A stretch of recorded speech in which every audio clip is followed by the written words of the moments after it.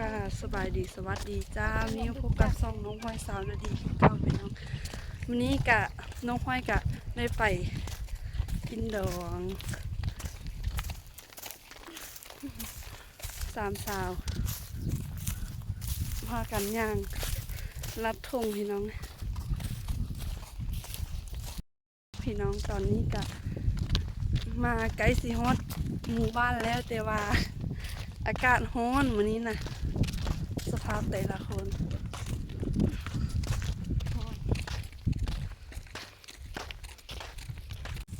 หมดแล้วไป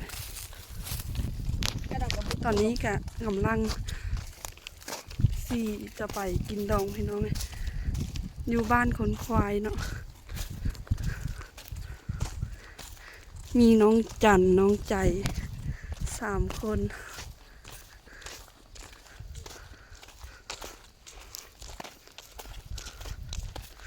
รีบไปรีบกลับนะลอง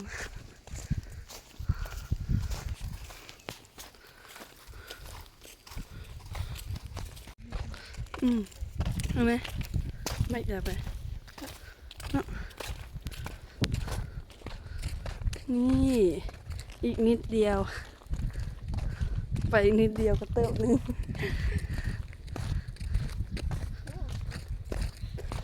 อยากลองวิจิใจขึ้นเลยอันนี้โอ้พี่น้องภูเขานี้สวยมากเลยพี่กวายฉันเอาไปใจด้วยตรงนี้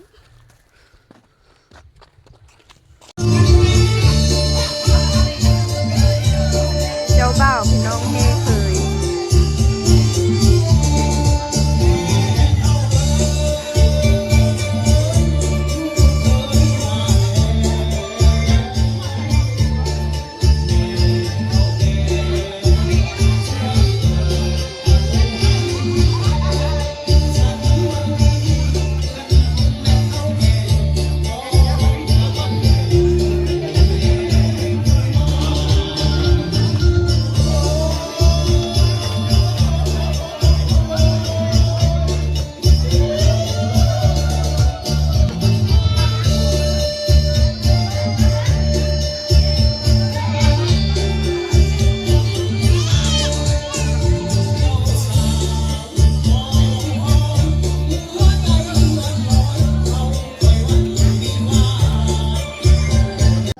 พี่น้อง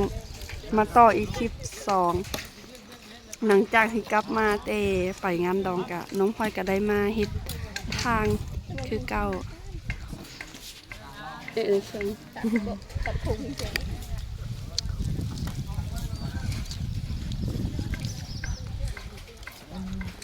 ฝนกับสิมาละเฮ้ยเอาจันนึงchưa là bên ruộng là không ban mặc chuột chết quá nhỏ thôi chết มีผู้บริการส้มมาให้กินอีกพี่น้องเสร็จจ้า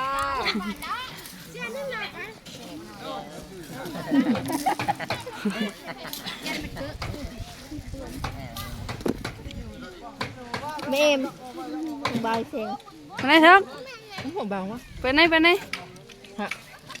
สบายดีไหมมื้อตั้งเลยไงสบายดีจังนี้แล้วพี่น้องเอ้ยแข้งฝนเลยไหมนี่นะ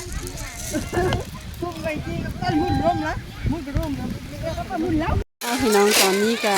มาที่ขั้นที่ซ้อนอันพี่หิงใส่ล้อแล้วก็ไปทอกใส่บอนพุ่งพี่น้องส่วนน้องพลอยก็ยืนให้กำลังใจชาวบ้านเนาะ